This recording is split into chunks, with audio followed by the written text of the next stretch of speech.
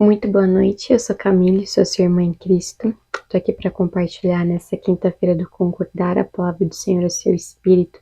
Nós estamos vivendo essa semana, a semana da libertação dos Espíritos, vivendo o mês de março, né, dentro da perspectiva da experiência de Maria Madalena. Na última semana a gente teve a semana dos encontros de ressurreição, e nessa semana, né, nós estamos conversando e compartilhando sobre a libertação dos Espíritos. E especificamente também nessa semana a gente está vivendo um jejum, né, como igreja, um jejum coletivo, nos abstendo do alimento físico e declarando que, de fato, o que nós precisamos é o alimento espiritual, né? É muito interessante quando a gente pensa na palavra de Deus, porque 1 Tessalonicenses fala sobre nós sermos guardados e irrepreensíveis no nosso espírito, alma e corpo até a vinda do Senhor, né? E existe uma ordem, né? O que isso significa? Que o espírito é a parte mais importante do ser que o homem é, enquanto a alma faz essa mediação adequada para que o corpo expresse Cristo. E nós também estamos lendo, né, já há várias semanas, e nós iniciamos essa semana também esse novo matinal, esse segundo volume do matinal, que é experimentar, desfrutar e expressar Cristo. Então nós experimentamos Cristo no Espírito, nós desfrutamos de Cristo na nossa alma e nós expressamos Cristo através do nosso corpo. E glória a Deus por essa semana, então, da libertação dos espíritos malignos. Hoje é quinta-feira do concordar com a vitória do ungido que permanece pelas estratégias de livramento que pede ao Espírito de Deus, né? O Espírito com maiúsculo. Glória a Deus. É muito importante nós pensarmos, né, sobre essa questão de permanecer, né? Logo, quando penso nessa palavra, quando leio essa palavra, o primeiro texto que me vem à mente é de João 15, né? Que Jesus fala, se as minhas palavras permanecerem em vós e vocês permanecerem em mim, então vocês vão pedir o que vocês quiserem e lhes vai ser concedido. E também Jesus fala que para nós permanecermos nele, né? Porque sem Cristo nada nós podemos fazer.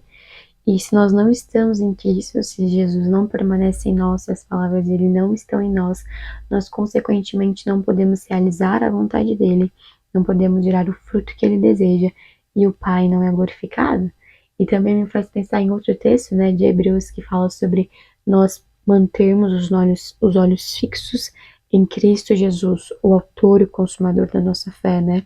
Porque nós não somos aqueles que retrocedem, mas somos aqueles que avançam, que caminham em fé, exercitando a fé constantemente e continuamente. Glória a Deus, né? Nós temos aqui essa palavra pede, né, que vem do verbo pedir. E aí quando nós pensamos nas letras que compõem essa palavra, pede, P-E-D-E, perseguição, emulação, que significa competição ou disputa, dissimulação e encantamento. Então são 4 letras que também representam e trazem em si 4 palavras e 4 elementos muito importantes que dá pra gente conversar bastante, né? Quando nós pensamos especificamente nesse dia, né, que estamos essa semana inteira aí falando sobre alguns duelos, nessa quinta-feira especificamente nós estamos lendo sobre o duelo de Saul e Davi. E eu confesso para os irmãos, né, que nesse dia em específico são várias palavras de referência e eu fui lendo os capítulos, né, de cada palavra para ganhar mesmo da palavra de Deus, porque nós precisamos primeiro ganhar, né? Essa palavra precisa primeiramente falar no meu espírito, essa palavra precisa primeiramente me alimentar, me suprir, me transformar, me confrontar, me mudar, me fazer me arrepender, confessar, entender, sabe? Essa palavra precisa primeiro me ganhar espaço no meu espírito, ganhar espaço na minha alma, ganhar espaço na minha mente, na minha emoção, na minha vontade, sabe? Ela precisa remexer e mexer mais um pouco dentro de mim. Eu preciso ganhar essa palavra precisa me ganhar. Então eu fui lendo os diversos capítulos, né, de 1 Samuel, desde o capítulo 18 até o 28.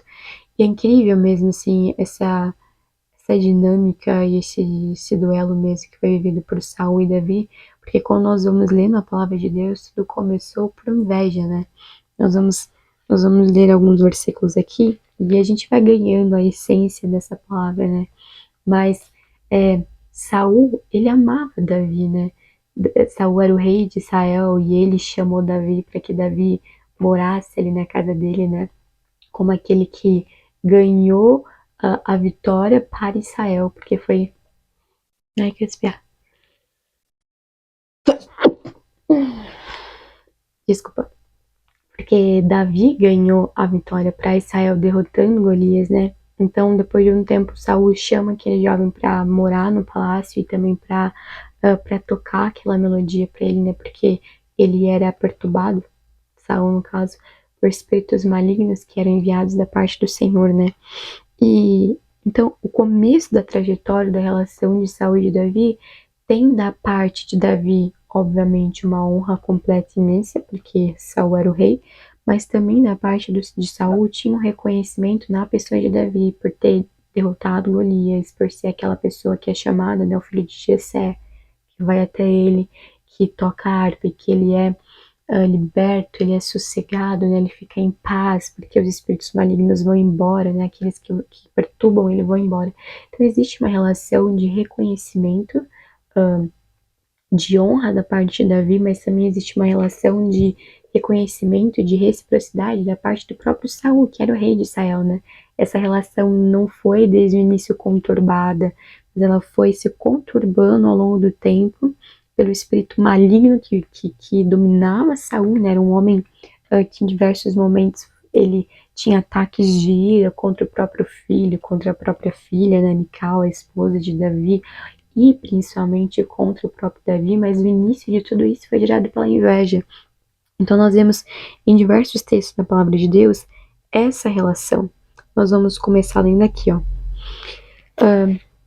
1 Samuel capítulo 18, o versículo 7 diz assim: As mulheres se alegravam e cantando alternadamente diziam: Saul matou os seus milhares, porém Davi os seus 10 milhares. Saul se indignou muito por essas palavras, porque elas desagradaram a ele em extremo. Então ele disse: Para Davi elas deram 10 milhares, mas para mim apenas milhares. Na verdade, o que lhe falta a não ser o reino? Daquele dia em diante, Saul não via Davi com bons olhos. E aí o versículo 10 diz: No dia seguinte, um espírito mau, vindo da parte de Deus, se apossou de Saul, que teve uma crise de raiva em sua casa. Davi, como nos outros dias, dedilhava a harpa. Saul, porém, tinha na mão uma lança, e ele atirou pensando assim: Encravarei Davi na parede.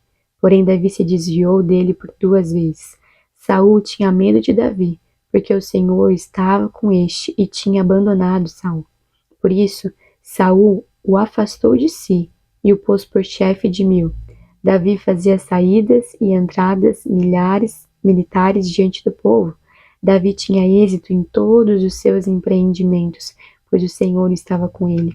Vendo que Davi tinha êxito, Saul ficou com medo dele. Porém, todo Israel e Judá amavam Davi, porque faziam saídas e entradas militares diante deles. Então você vê claramente aqui essa relação, né? Davi já tinha o hábito de tocar diante de Saul, de dedilhar a harpa ali, mas ele passou a enxergar Davi com maus olhos, porque a motivação dele estava contaminada pela inveja, né? E a Bíblia é incrível quando fala no Novo Testamento, né? Que se os seus olhos forem bons, todo o seu corpo será luz, mas que se os seus olhos forem maus, quão densas trevas serão. E nesse versículo que nós acabamos de ler, fala justamente que Saul passou a enxergar Davi com maus olhos, ele já não via mais Davi com bons olhos, com os bons olhos que ele via anteriormente. Ou seja, os olhos do coração de Saul estavam contaminados, eles estavam é, é, escurecidos, eles estavam sombreados pela inveja que estava sendo causada porque Davi, diante dos homens e das mulheres, no caso, estava tendo mais destaque, porque o Senhor estava o abençoando, estava o agraciando, ele estava tendo vitória para o povo de Israel. Só que aqui entra um detalhe muito importante de mais um sinal de que a visão de Saul estava distorcida. Davi ele não vencia só para ele mesmo. Quando ele saía às guerras, ele vencia em nome do Senhor, mas também zelando e honrando a vida do rei Saul e também a vida do próprio povo de Israel.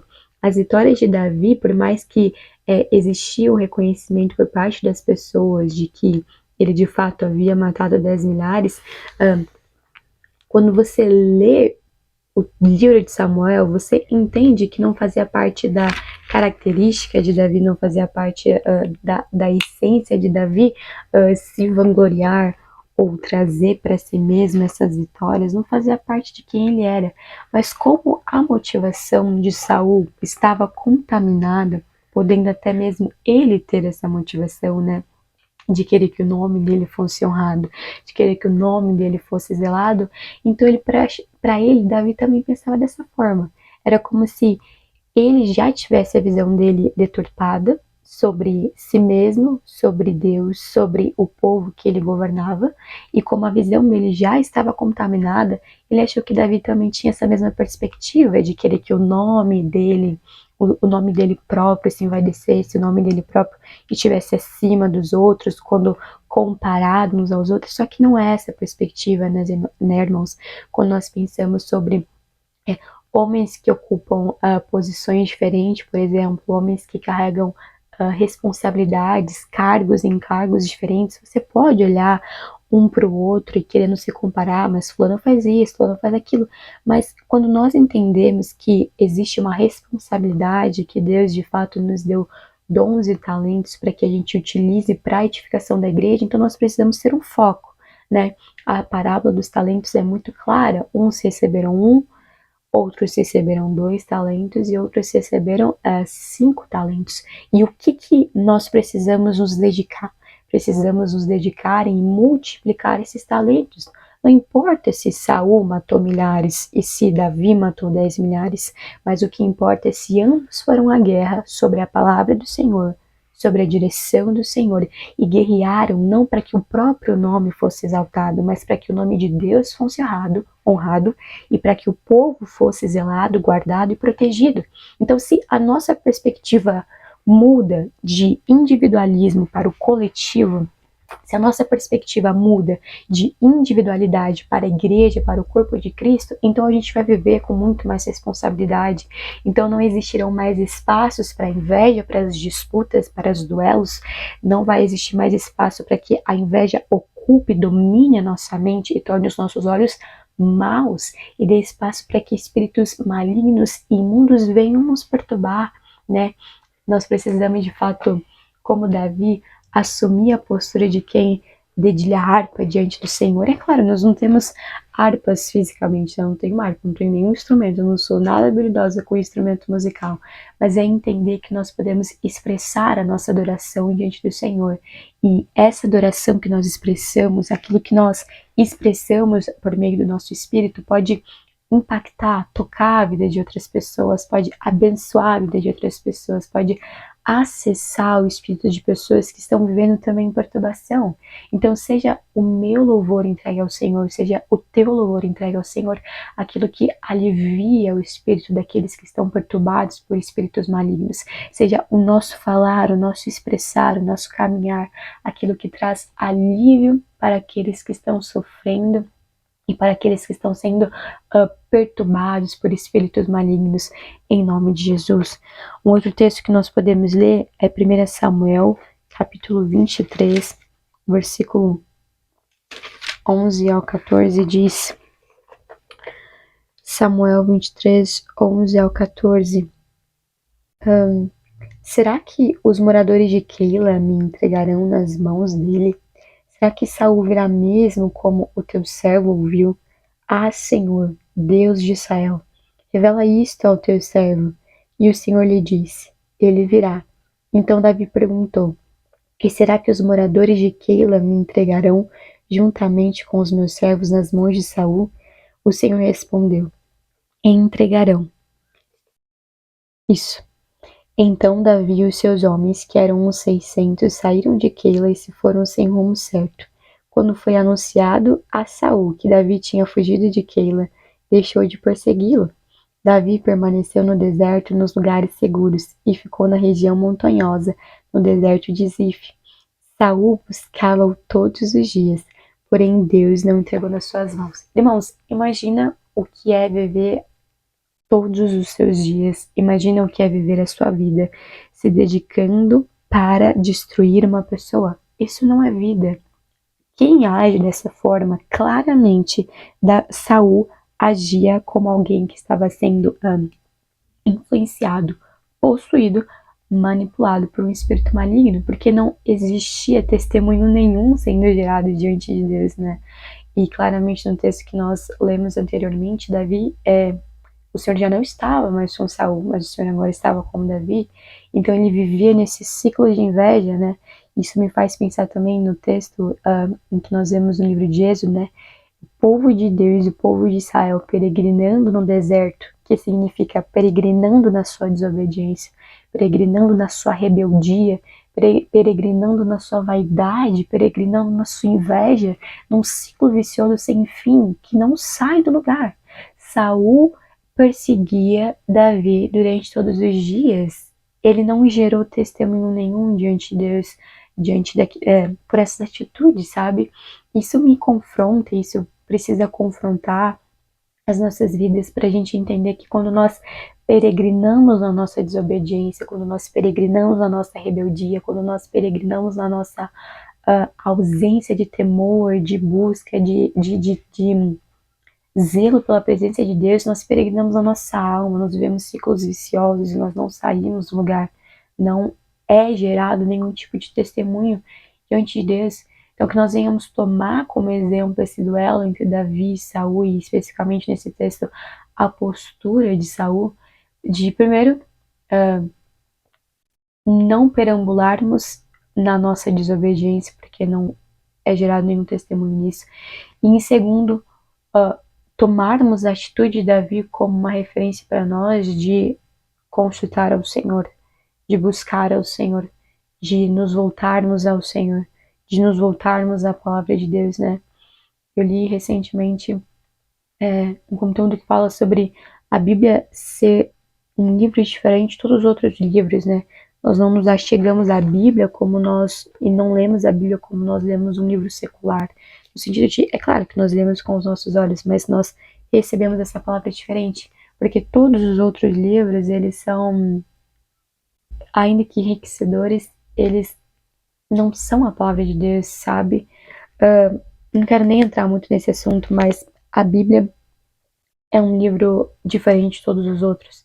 Então, se nós vemos aqui exemplo de Saul e exemplo de Davi, nós precisamos tomá-los como uma referência para as nossas vidas. Em nome de Jesus. 1 Samuel, capítulo 24. Vamos ler do 10 ao 12, que diz: Eis que hoje o meu Senhor pôde ver com seus próprios olhos que o Senhor Deus o pôs nas minhas mãos nesta caverna. E alguns disseram que eu deveria matá-lo, mas eu o poupei, porque disse: não estenderei a mão contra o meu Senhor, pois é o ungido de Deus. Veja, meu pai, veja aqui na minha mão a ponta do seu manto. Por eu haver cortado a ponta do seu manto sem matá-lo, reconheça e veja que não há em mim nem mal, nem rebeldia.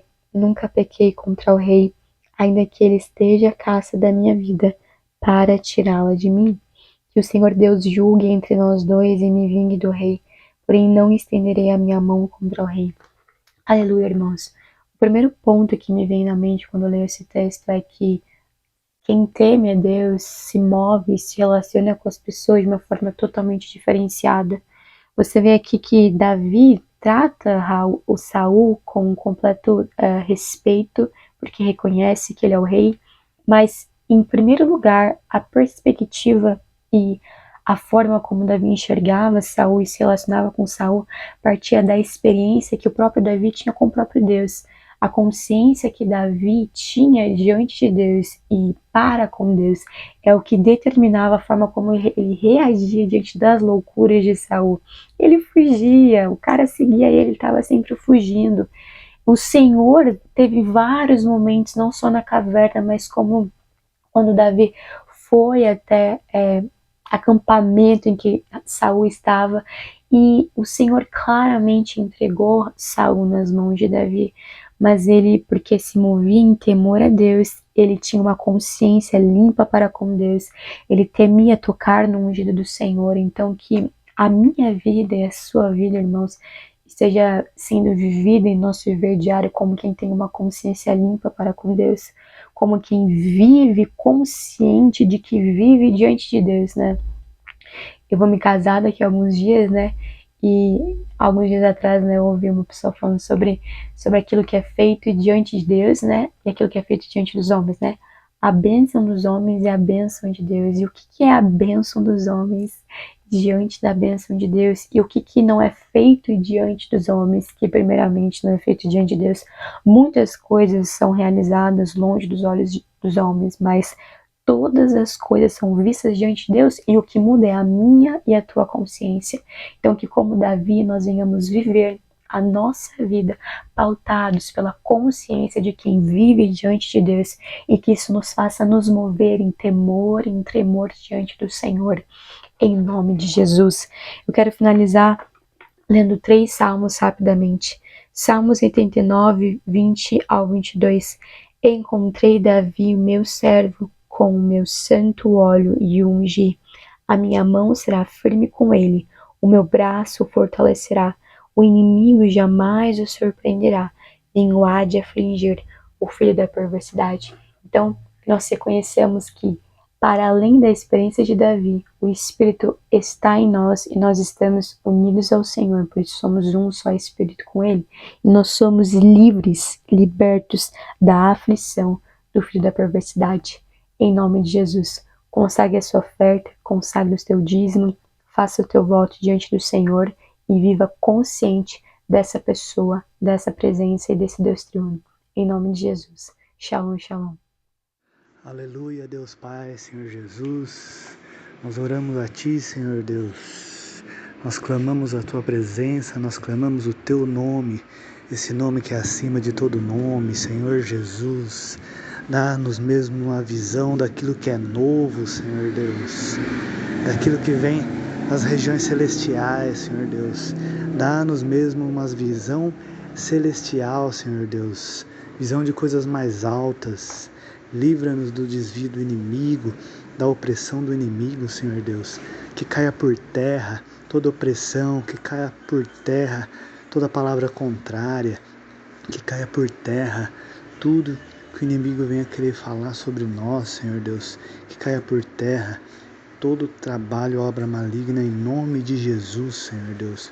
Porque estamos debaixo do sangue do Cordeiro, estamos protegidos por este nome que está acima de todo nome, Senhor Deus, e que nos protege e que ilumina os nossos caminhos, Senhor Deus, ilumina mesmo as nossas veredas, Senhor Deus, traga-nos a sua paz, Senhor Deus, porque Jesus é o príncipe da paz e o teu reino representa a paz, tudo que vem do teu reino tem paz, Senhor Deus, traga-nos mesmo essa paz, Senhor Deus, traga-nos a comunhão entre os irmãos, Senhor Deus, a comunhão da tua igreja, que haja unidade de pensamento, Senhor Deus, que sejamos realmente um só corpo, um só espírito, Senhor Deus, louvando a Ti, rendendo graças a Ti, Senhor Deus, que a Tua presença seja cada vez mais forte entre nós, neste corpo, Senhor Deus, sua presença seja cada vez mais afirmada em nós,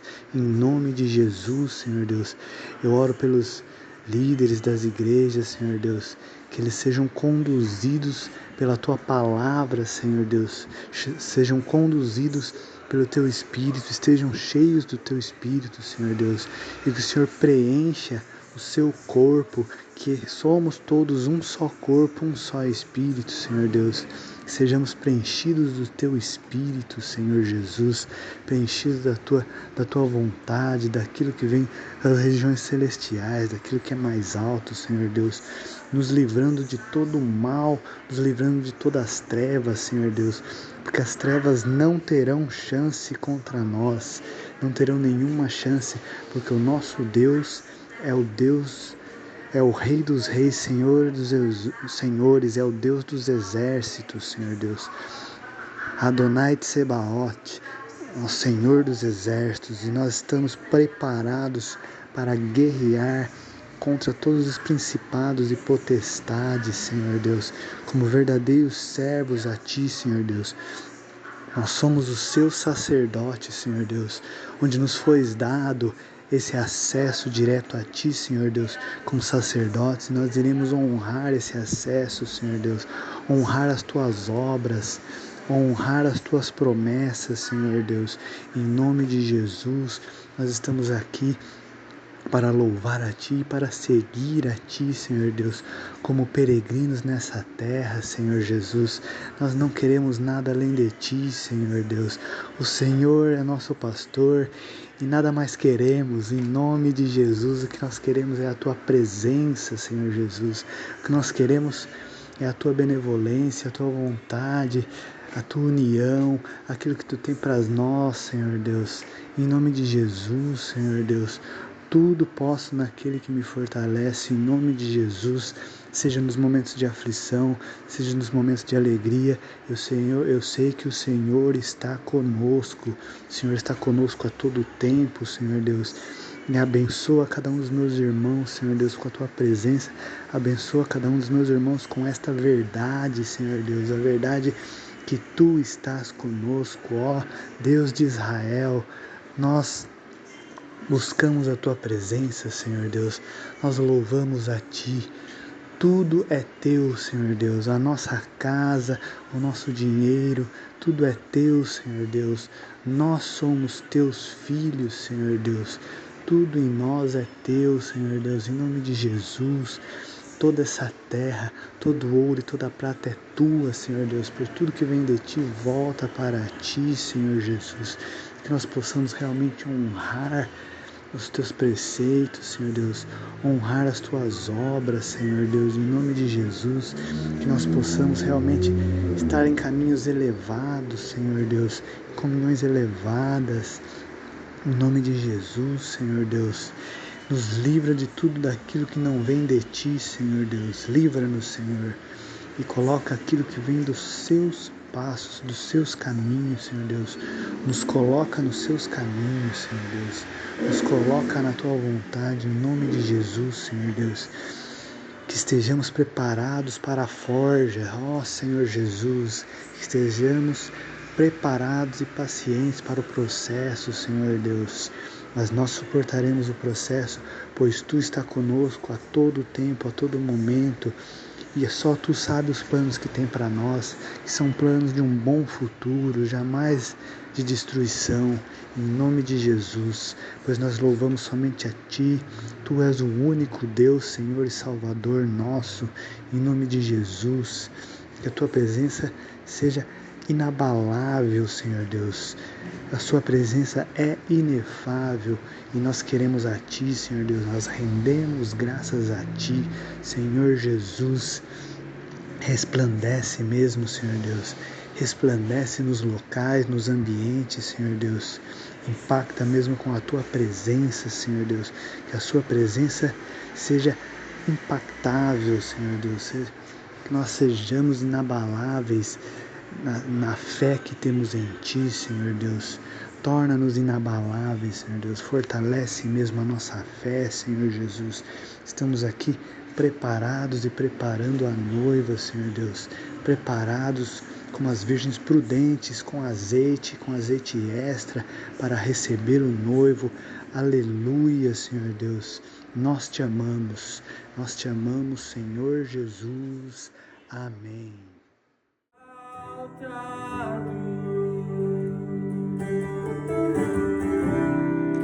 Seja exaltado,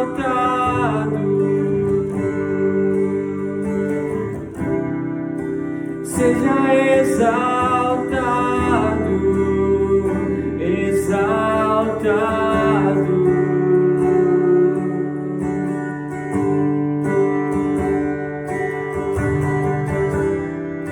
Seja exaltado,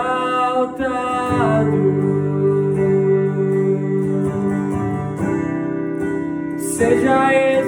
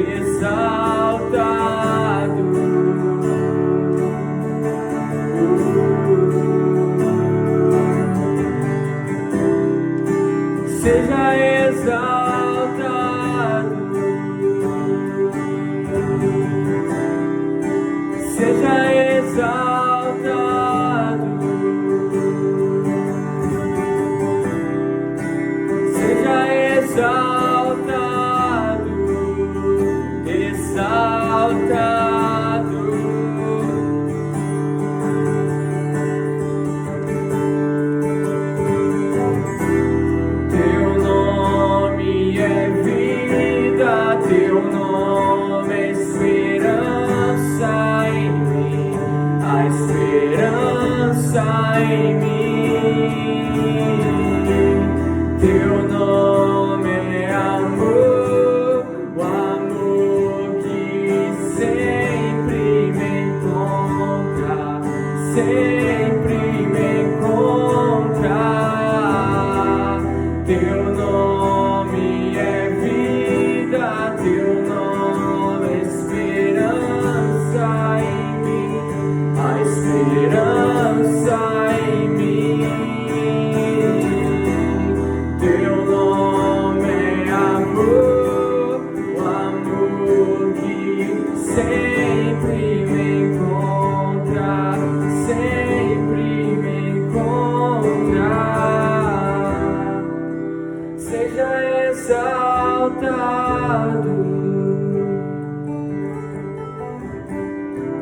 seja exaltado,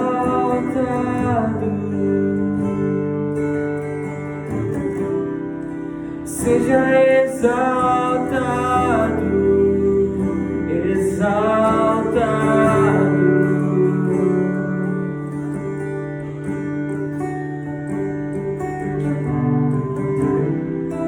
Seja exaltado,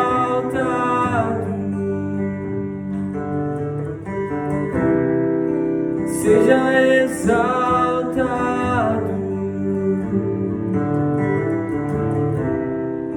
seja exaltado,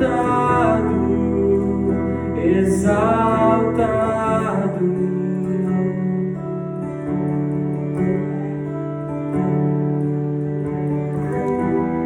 Teu nome é vida, teu nome é esperança em mim, a esperança em mim.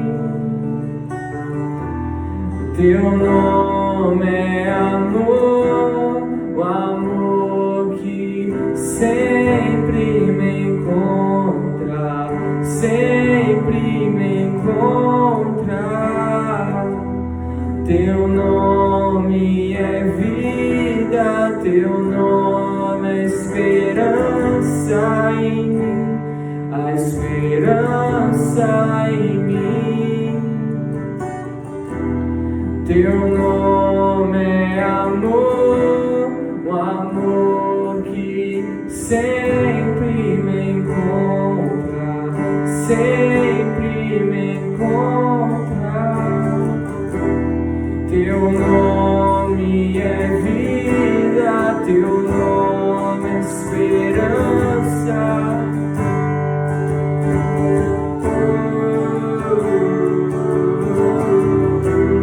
Teu nome é amor, o amor que sempre me encontra.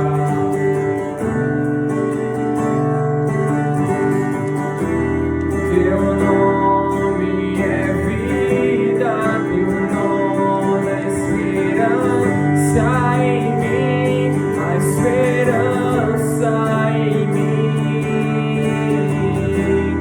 Teu nome é amor, o amor que sempre me encontra, sempre me encontra. Teu nome é vida, teu nome é esperança em mim, a esperança em mim. Teu nome é o amor que sempre me encontra, sempre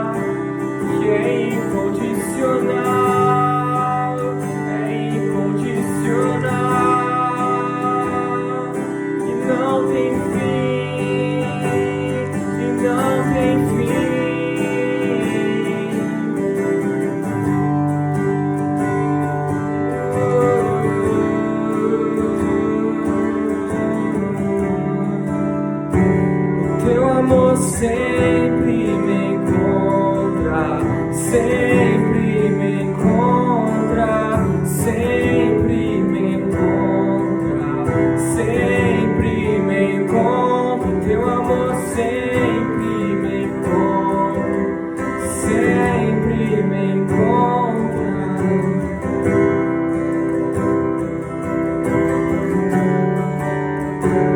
Teu amor sempre me encontra, sempre me encontra, sempre me encontra, sempre me encontra. Teu amor sempre me encontra, sempre me encontra, sempre me encontra, sempre me encontra.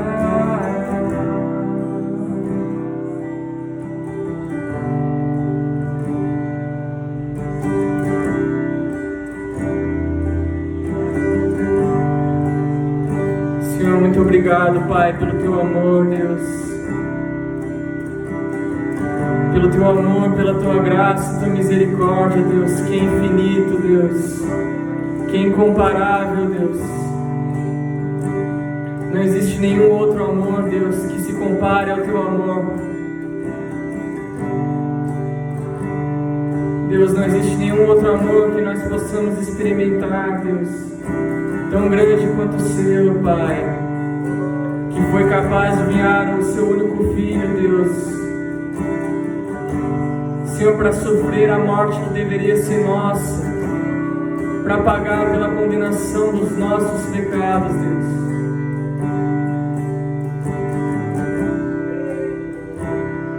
Senhor, o único homem que não cometeu pecado, se fez pecado por nós na cruz, Deus. Senhor, nos perdoa, Pai, porque muitas vezes nós desprezamos esse sacrifício, Deus. Senhor, e como quem cospe em Jesus, Deus, nós muitas vezes nos perdemos, Pai, e nós pecamos, Deus. Mas, Senhor, não desiste.